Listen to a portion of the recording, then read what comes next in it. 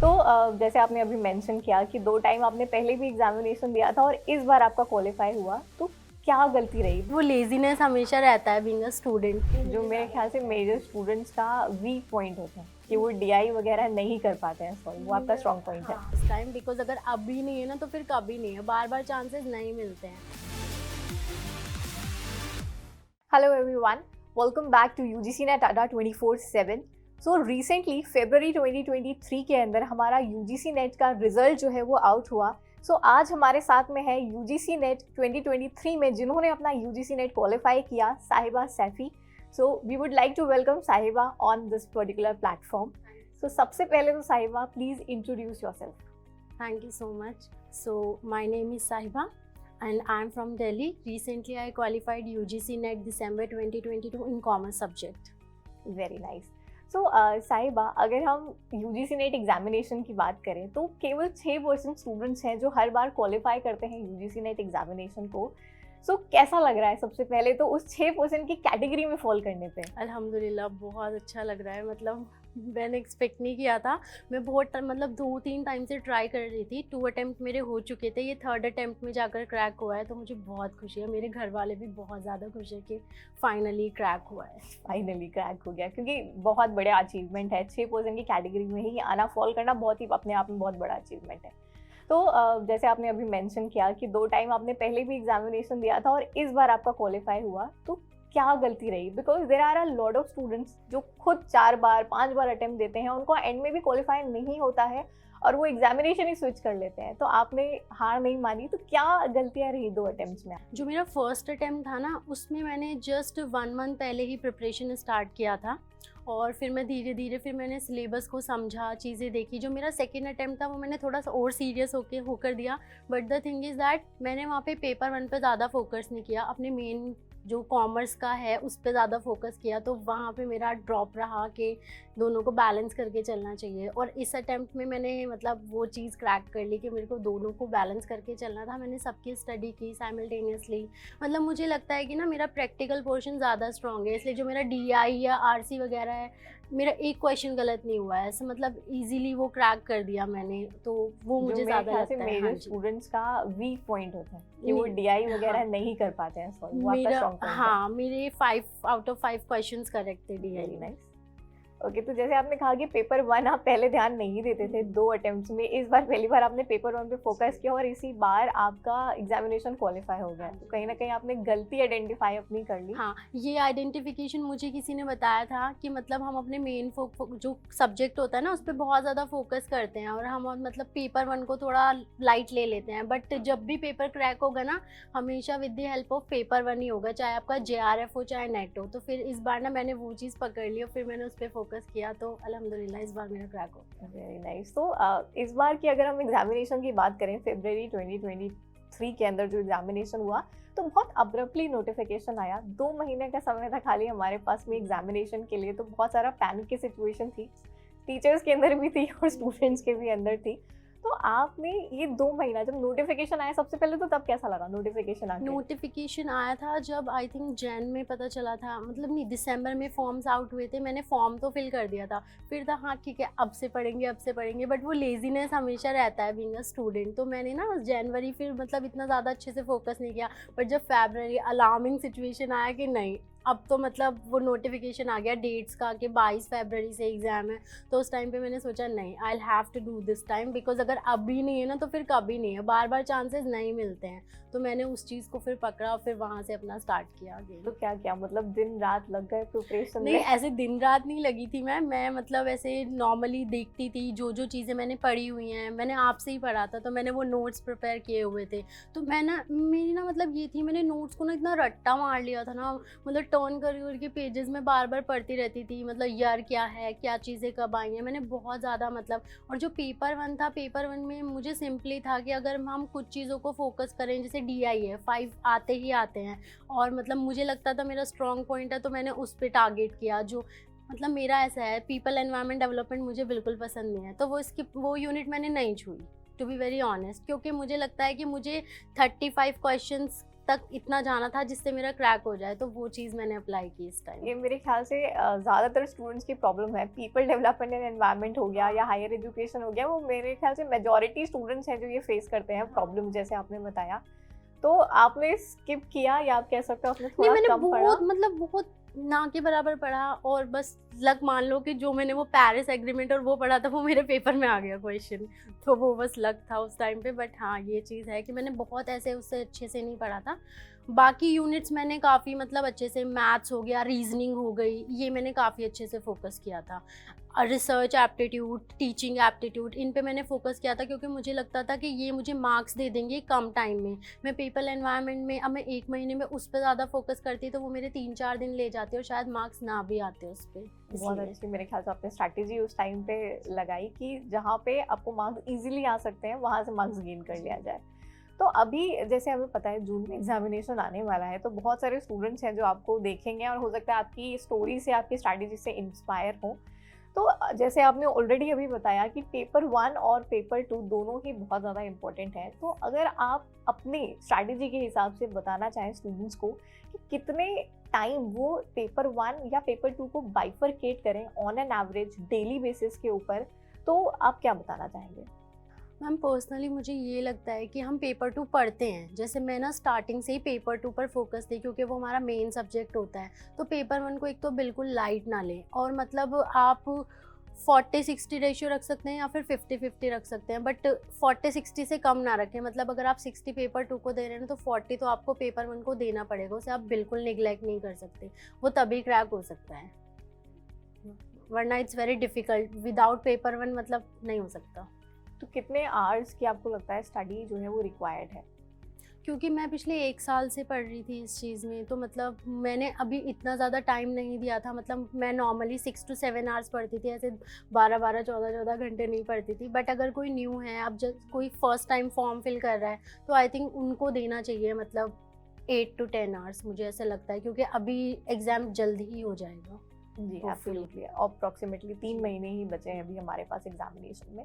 तो आपने प्रिपरेशन अपनी, जैसे हम कहते हैं ना, प्रिपरेशन जब हम स्टार्ट करते हैं तो एक स्टूडेंट के दिमाग में बहुत सारी चीज़ें आती हैं कि पहले हम पेपर पढ़ लें, मतलब सारे सब्जेक्ट्स पढ़ लें, पहले क्वेश्चंस कर लें, पहले सिलेबस कैसे एनालाइज करें, कैसे क्वेश्चंस आते हैं, मतलब बहुत सारे मेरे ख्याल से जिगजैग बन जाता है दिमाग के अंदर। तो आपने स्टार्टिंग कैसे करी? आप कैसे, हम कैसे बोले स्टूडेंट्स को कि भाई ऐसे स्टार्ट करना है, तो आपने कैसे स्टार्ट किया? वो तो आप ही नहीं बताया था ना कैसे करना है। तो जब मैंने स्टार्ट किया था ना, जब मैंने इनिशियली यूजीसी की प्रिपरेशन स्टार्ट की, तो उस टाइम पे मैं बस यूट्यूब वीडियोस देखती थी इस तरीके से। फिर मैंने आपको कांटेक्ट किया, फिर आपने गाइड किया, फिर PYQs देखे, प्रीवियस ईयर के कुछ question, 3 to 4 years approximate, not more than that. फिर उसके बाद सिलेबस को समझा, तो सिलेबस ना कॉमर्स का बहुत ज़्यादा बड़ा है, तो उसको ना आपको मतलब डिवाइड करना पड़ेगा कि आपकी स्ट्रॉन्ग यूनिट कौन सी है और आपकी वीक यूनिट कौन सी है। अगर आपका थ्योरी स्ट्रॉन्ग है तो आप HR, मार्केटिंग, इन सब ज़्यादा फोकस कर सकते हैं। प्रैक्टिकल है तो आप फाइनेंस और अकाउंटिंग, इन पे फोकस कर सकते हैं। तो आई थिंक ये तो strategy according to the student है कि उनका स्ट्रॉन्ग एरिया क्या है, बट फोकस तो आप मतलब छोड़ना कुछ नहीं है, ये मैं बोलूँगी। कॉमर्स में तो कुछ नहीं है एटलीस्ट, क्योंकि कॉमर्स की सारी ही units commerce as a commerce student सबने पढ़ी होती हैं, तो आप छोड़ नहीं सकते उस चीज़ को। मतलब पेपर 1 में हम अफोर्ड कर सकते हैं बट एक आधी यूनिट, हाँ, कॉमर्स में नहीं मुझे कर ऐसे लगता सकते। है। और पेपर 2 में एक तो इनकम टैक्स बहुत ज़्यादा बड़ा है, तो वो भी चीज़ आपको देखनी होगी कि आप कितना पढ़ रहे हैं और क्या पढ़ रहे हैं। जैसे अभी 3 महीना बचा है एग्जामिनेशन के लिए, जून में एग्जामिनेशन है, तो अगर कोई स्टूडेंट आज से जैसे स्टार्ट करे, तो ऑन एन एवरेज अगर हम दिनों के बाइफरकेशन की बात करें कि इतने दिन हम एक यूनिट को दे सकते हैं, तो क्या ऐसी आपने कोई स्ट्रैटेजी बिठाई थी कि मेरे को एक टारगेट, जैसे हम लोग लेते हैं ना कि इतने दिन में ये यूनिट हम खत्म कर लें, फिर हम ये यूनिट स्टार्ट करें, ताकि टुवर्ड्स द एंड कुछ बच ना जाए, तो ऐसा कुछ आपने किया था, बट इस अटेम्प्ट में नहीं, क्योंकि मैंने बोला था फरवरी में, मतलब मैं सिर्फ रिवीजन कर रही थी। मैंने पहले ये सब चीज़ें की थी जो पिछले 1 साल से मैं ऐसे देती थी। मतलब 3 to 4 डेज़ पहले मैंने उसका लेक्चर्स देखे, फिर उसके बाद मैंने नोट्स बनाए, फिर उसके PYQs देखे, मतलब वो सब करना पड़ता है।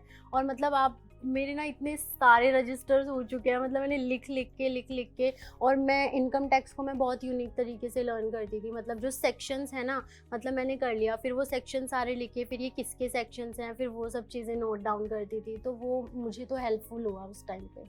Very good. तो जैसे आपने अभी मेंशन किया कि आपने PYQ सॉल्व किए, तो तो एक बहुत हॉट टॉपिक रहता है PYQs का कि क्या PYQs हेल्पफुल रहते हैं एग्जामिनेशन में या नहीं, तो व्हाट इज योर से, व्हाट इज मुझे योर ऐसा लगता है कि PYQs हेल्पफुल रहते हैं, मतलब ये तो नहीं कह सकते कि डायरेक्ट तो उठ के कुछ भी नहीं आता है, बट टॉपिक ना रिलेटेड उससे पीछे की चीज़ें आती हैं, वो घुमा फिरा के ना वो ऐसे क्वेश्चंस पूछ लेते हैं जो बैक में उन्होंने पूछे होते हैं प्रीवियस, तो PYQ हेल्पफुल तो होते हैं, नो डाउट। आपने और उससे ना एक और चीज़ होती है, आपको ना एक क्वेश्चन कैसे क्रैक करना है ना, वो भी चीज़ शायद पता चल जाती है, मतलब आपको एलिमिनेशन मेथड लगाना है या फिर किस किस अप्रोच से आपको क्वेश्चन को सॉल्व करना है, तो आई थिंक PYQs करेंगे तो उससे ज़्यादा रेलेवेंसी आएगी सॉल्विंग में, क्योंकि एग्जाम में हमें क्वेश्चन ही सॉल्व करने हैं, हमें ना तो थ्योरी पढ़नी है ना ही कुछ। बिल्कुल।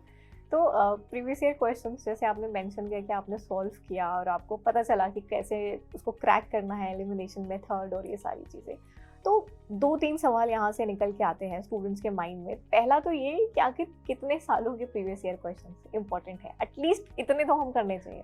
मैंने तो 2 to 3 इयर्स के अभी रिसेंटली में किए थे, उससे ज़्यादा तो मैंने नहीं किया, क्योंकि मुझे लगता है 2018 और 19 के थोड़े इजी हो जाते हैं और अब का लेवल काफ़ी बढ़ रहा है एग्ज़ाम का, तो मुझे नहीं लगता कि वो उतने ज़्यादा रेलेवेंट होंगे।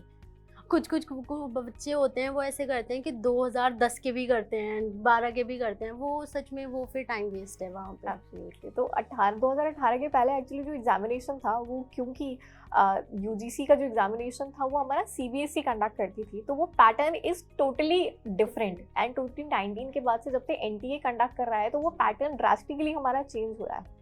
तो लेटेस्ट ईयर्स के पेपर सॉल्व करना I believe is much beneficial, क्योंकि पहले वाला पैटर्न अभी फॉलो नहीं हो रहा है एग्जामिनेशन में।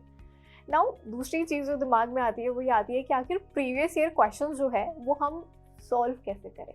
क्या प्रीवियस ईयर क्वेश्चन रख दिए मैंने और मैंने पूरे के पूरे प्रीवियस ईयर क्वेश्चन जो है वो एक साथ सॉल्व कर लिए, टुवर्ड्स द एंड स्कोर देख लिया, नहीं, या एक एक क्वेश्चन पकड़ूं मैं और उसका कॉन्सेप्ट क्लियर करते हुए चलूं, क्या करूं? मुझे पहले ना आपको थ्योरी ही पढ़ना पड़ेगा, जब तक आप थ्योरी नहीं पढ़ोगे ना आपको कुछ समझ नहीं आएगा। एक क्वेश्चन था, जब तक मैंने मतलब प्रिपरेशन स्टार्ट नहीं करी थी, वो Z test, T test, F test जो होते हैं, मुझे पता ही नहीं था ये होते क्या हैं। मैं कुछ भी तुक्का लगा दूँ, मैं कुछ भी उसमें कर लूँ, वो मैटर ही नहीं करता, चाहे वो सही भी चला जाए, जब मुझे कॉन्सेप्ट ही नहीं पता। बट जब मैंने ये सारे टेस्ट पढ़े तो उसके बाद मुझे लगा कि हाँ मैं एग्जैक्टली करेक्ट कर सकती हूँ। तो पहले कॉन्सेप्ट को अपना करो क्लियर, क्रिस्टल क्लियर, उसके बाद आप PYQ पे स्विच हो। आप डायरेक्ट PYQ करोगे तो शायद से नहीं होंगे, तुक्के में कुछ सही हो जाएंगे बट कॉन्सेप्चुअली नहीं होंगे वो चीज़ें क्लियर। एब्सोल्युटली। तो प्रीवियस ईयर क्वेश्चंस की इंपॉर्टेंस जैसे साही भाई बता रही हैं बहुत ज़्यादा इंपॉर्टेंट है, एंड आप पहले कॉन्सेप्ट पे फोकस करिए एंड उसके बाद में आप आइए प्रीवियस ईयर क्वेश्चंस के सोल्यूशन के ऊपर। And both paper 1 and paper 2 के साथ आपने ये किया, दोनों सब्जेक्ट्स के साथ में। तो दोनों सब्जेक्ट्स के साथ में इन्होंने टाइम बाइफरगेट किया, पहली चीज़ तो दोनों को ही इन्होंने इंपॉर्टेंस काफ़ी देने की कोशिश करी, ताकि एक भी पेपर, चाहे वो पेपर 1 हो या पेपर 2 हो, लैक ना कर जाए पीछे। मेरा जो लास्ट अटेम्प्ट था वो मतलब बहुत माइनर से परसेंटाइल से रहा था, मतलब 0.5 ओनली। अब ये नहीं पता कि उसमें कितने क्वेश्चन है कितने नहीं, but the thing is that वहाँ पे मैंने एक चीज़ रियलाइज़ की कि मुझे ना मतलब अपना जो स्ट्रॉन्ग एरिया उसको और स्ट्रॉन्ग करना है। पहले मतलब मैंने DI में गड़बड़ी कर दी थी, बट इस बार मैंने सोचा कि नहीं, जितने भी तरीके के पैटर्न्स के DI होते हैं वो ना मैंने सारे ही सॉल्व किए हैं, मतलब कॉपी पेन लेके बैठ के बिल्कुल विदाउट, मैंने ना कोई मतलब ऐसे मोबाइल से या कैलकुलेशन में सेल्फ कैलकुलेशन करती थी, मतलब क्योंकि अलाउ तो होता नहीं है कुछ भी, तो मैंने वो प्रैक्टिस ही की है फिर बैठ कर। तो अभी अगर हम जून अटेम्प्ट की बात करें तो आप हमारे स्टूडेंट्स को जो आपको देख रहे हैं उनको क्या टिप्स देना चाहोगे? सबसे पहले तो आपको ना कॉन्सेप्ट ही क्लियर करना होगा। ये मैं आई थिंक 3rd या 4th टाइम्स बोल रही हूँ, बट सीरियसली ये बहुत ज़्यादा रेलेवेंट है। अगर आप कॉन्सेप्ट क्लियर नहीं करेंगे ना तो कुछ नहीं होने वाला। कॉन्सेप्ट क्लियर कर लें, फिर उसके बाद PYQs कर लें, और कहीं कहीं तो देखो सभी अटकते हैं, और पेपर इतना टफ आता है कि मतलब आप समझो ना कि 60% क्रॉस करना बहुत बड़ी बात हो जाती है इस एग्ज़ाम में। और पेपर 1 और पेपर 2 को साइमल्टेनियसली साथ में लेकर चलना है, किसी को भी ना ऐसे मतलब लेफ़्ट ओवर नहीं करना है कि इसको छोड़ दिया है, और अपनी स्ट्रॉन्ग यूनिट को और ज़्यादा स्ट्रॉन्ग करें और रिविज़न बार बार करें। ये सब चीज़ें हैं। आपने कुछ टारगेट्स लिए थे पेपर 1 में, इतने तो मुझे क्वेश्चंस करने ही करने हैं, पेपर 2 में इतने तो करने ही करने हैं? हाँ, वो टारगेट मतलब हम तो सोचते हैं कि ज़्यादा से ज़्यादा हो जाए, 40 भी हो जाए, बट द रियलिटी है कि अगर आप 35 से अबव करते हैं तो आपका पेपर मतलब अच्छा गया है पेपर 1 में, और इसी तरीके से पेपर 2। तो मतलब मेरा ना मतलब यही इतने अप्रॉक्सी नंबर आए हैं मेरे कि मतलब पेपर 1 में मेरे नियर अबाउट 35-36 क्वेश्चंस करेक्ट हैं, और पेपर 2 में भी मतलब जो 50 और 60 के रेंज में होते हैं मतलब वो ही करेक्ट है। तो मतलब इस तरीके से मेरा क्लियर हुआ है, बट अगर मैं पेपर 1 को छोड़ देती तो शायद फिर मेरा इस बार भी नहीं होता।